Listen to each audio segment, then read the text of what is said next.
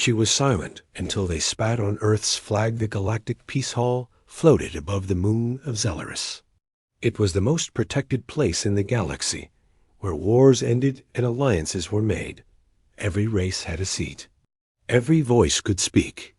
But that day, no one looked at Earth's seat, except to laugh. At the very edge of the long table sat a human.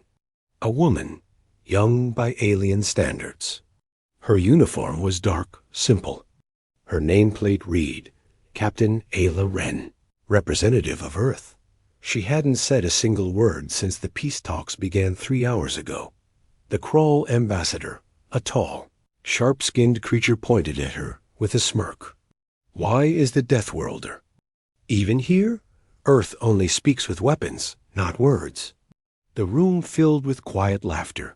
Ayla stayed still. No reply. Just calm breathing and cold eyes. Then came the real insult. The Varnax, Prime One of the galaxy's oldest species, pulled out a small folded cloth from his robe. He held it up. It was Earth's flag. Blue, green, white stars. Without hesitation, he spat on it, slowly, clearly. And then he set it on fire. The flame spread. It burned on the table where peace was supposed to live. The laughter stopped. Ayla stood. She didn't shout. She didn't reach for a weapon. She simply stood. Every being in the hall turned to her. She looked taller than before, her eyes sharp and cold. Her silence now felt heavy, like thunder before a storm. She leaned forward, placed her hands on the table, and spoke her first words. You just declared war on Earth. A low sound vibrated through the floor. Some thought it was their imagination, until the lights in the hall dimmed for a second. Ayla touched the communicator on her collar. This is Captain Wren. Earth Command. Activate Omega Protocol. Phase 1 confirmed. Panic started to spread among the delegates. No one knew what Omega Protocol meant, but it didn't sound like peace. The Varnax Prime tried to laugh again. You threaten us with what? Earth's few ships? Your rusty colonies? Ayla smiled. Just slightly. You studied Earth's strength, but you never studied Earth's pain. She turned and walked away. Behind her, the burnt remains of the flag. Still smoked. In Earth's military command base, far away on Titan Station, alarms started to scream. Lights turned red. Screens flickered to life. A general leaned over to his officer. Did she really say it? The officer nodded. Omega Protocol. She triggered it. The general stared at the stars on the screen. And this war is already over. They just don't know it yet. Back in the Peace Hall, the delegates argued with each other in dozens of languages. Some demanded Earth be punished. Others began calling their homeworlds. But one delegate, an old Luroxian scholar, sat in silence. He remembered stories. Old human. Wars. What Earth did to itself before it ever joined the stars. He whispered to no one. They pushed a human too far. And now the galaxy will bleed. 3 days after Captain Ayla Wren stood up in the Galactic Hall, Earth sent one ship. Just one. Its name was EHSR EVENANT. No broadcast. No warning. No threats. It entered the Zorth Dominion border, a region ruled by a cruel and powerful empire. The same empire that had laughed the loudest during the peace talks. Then the Revenant vanished. No distress call. No wreckage.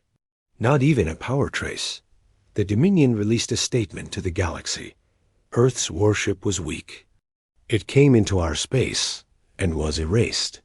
The galaxy laughed again. They believed it was over. That Earth had made a bold move and failed. But then, a star went dark.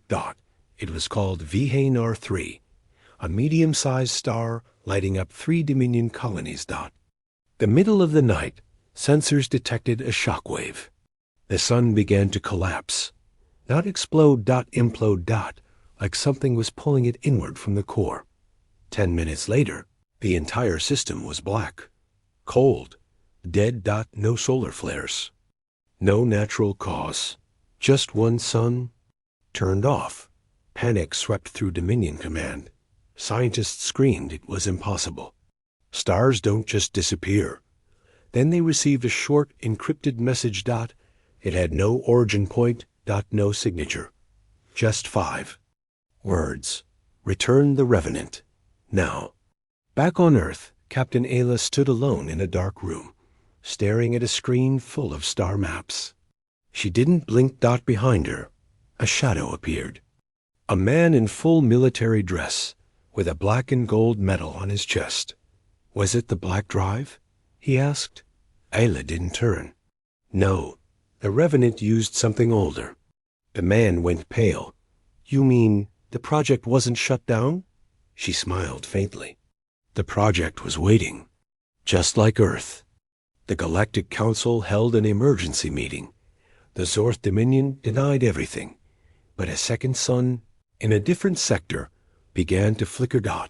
And before the delegates could vote on peace, 2 more Earth ships vanished from sensors without. Even entering known space, the galaxy realized something chilling. Earth wasn't fighting a war. Earth was running a test. In a hidden control room under Antarctica. Earth's oldest AI satellite came online for the first time in 120 years. Its voice echoed in the silence. Omega Protocol active. Blacklist targets acquired. Confirming planetary. Disruption models. And across distant galaxies, dozens of Earth sleeper probes, long thought to be inactive, woke up. The war that Earth declared had no screaming fleets. No explosions across the stars. No armies marching on alien soil.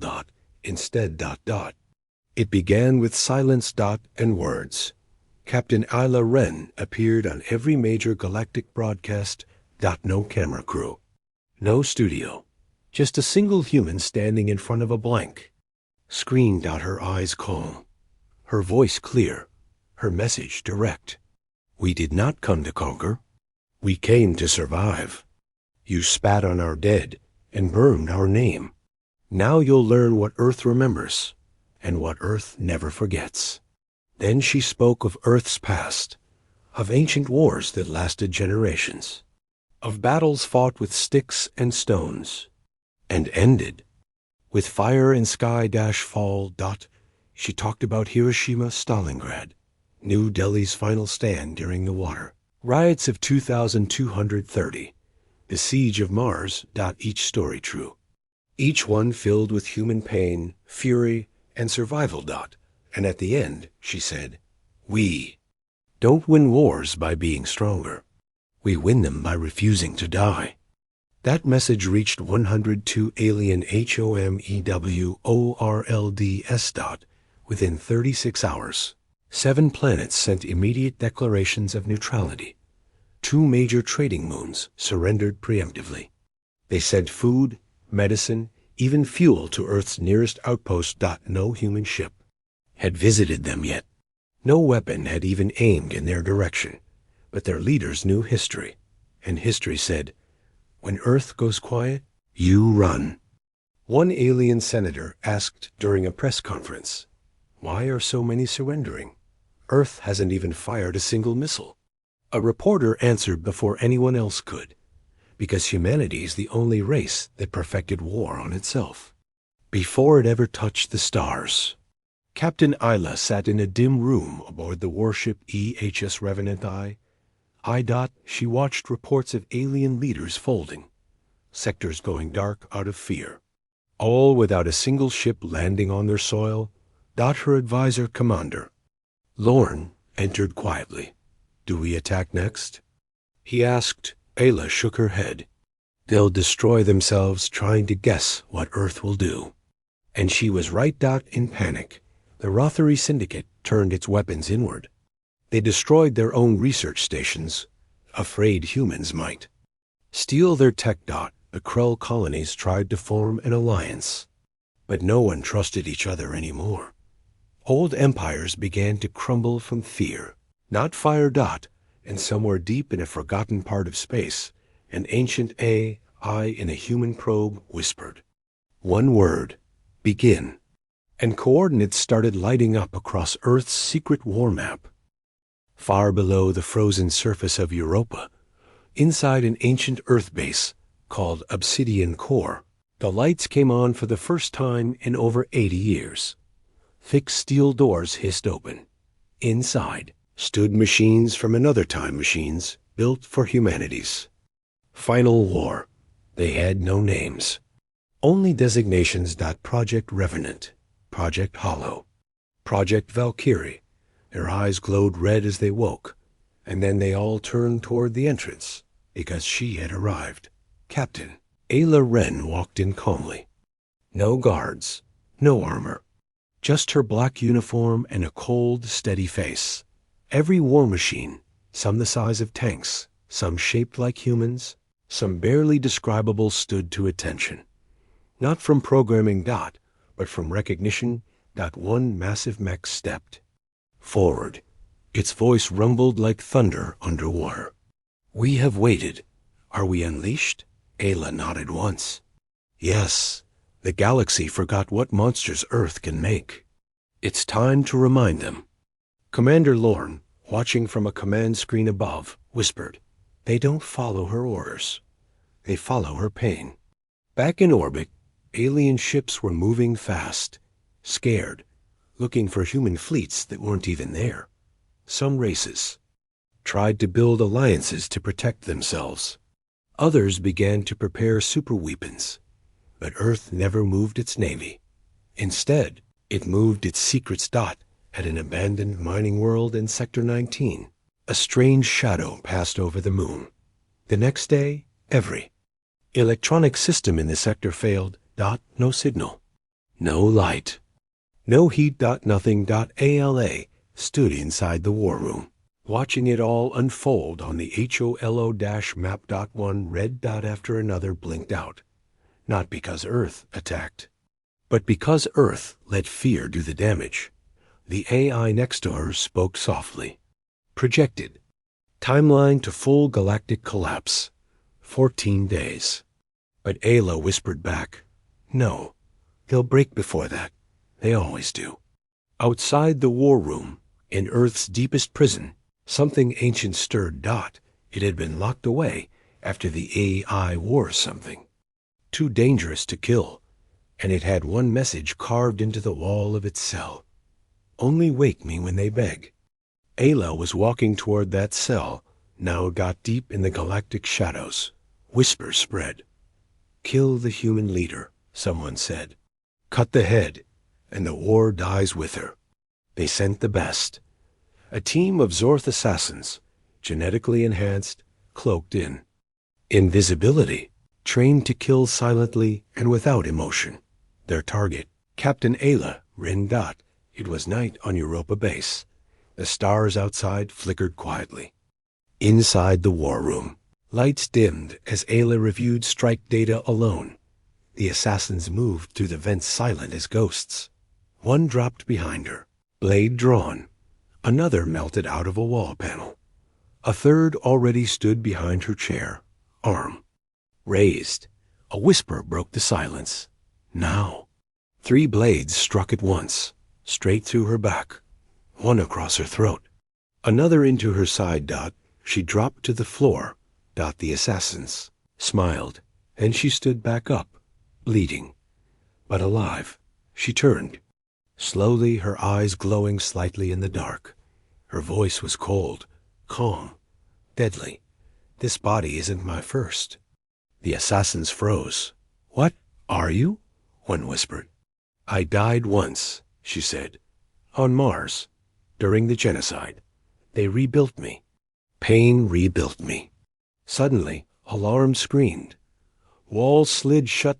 Gas filled the room, deadly to all non-humans. She kept breathing. You didn't come to kill me. You came to wake the rest of me. The assassins clawed at their suits.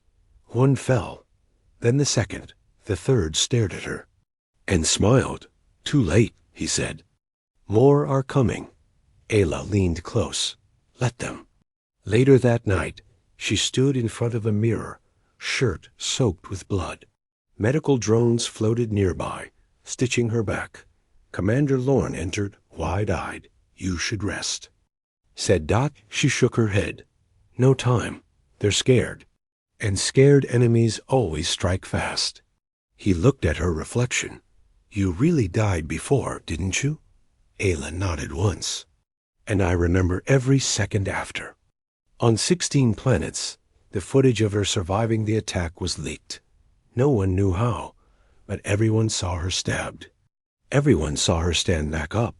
Everyone heard the words, "This body isn't my first." Fear spread like wildfire. The message was clear. You can't kill what's already come back from the dead. The Galactic Senate had not gathered like this in over 100 years. All empires, all species, all leaders. They came in fear, not pride. The agenda was clear. End the war with Earth. But Earth hadn't responded to any peace calls. No ambassador, no message, no request. Until today. A single shuttle approached the Senate Tower. Unarmed. No escorts. No threats. It docked. And opened. Captain Ayla Wren stepped out. As she walked down the golden halls. Every alien turned to look. Some stared in silence. Some whispered her name. But no one stopped her. She entered the great chamber. And for the first time in galactic history, every delegate stood. Even her enemies. Not for respect, not for tradition, but because they were afraid not to. Ayla walked to the center. Her boots echoed on the stone floor. No guards. No speech prepared. Just a small cloth in her hand. She opened it and placed it on the center table. A new Earth flag, clean, untouched. She looked at the leaders and said only this: "Next time, remember who we are before you spit." She turned and left. No one followed her. No one spoke, because in that moment they understood.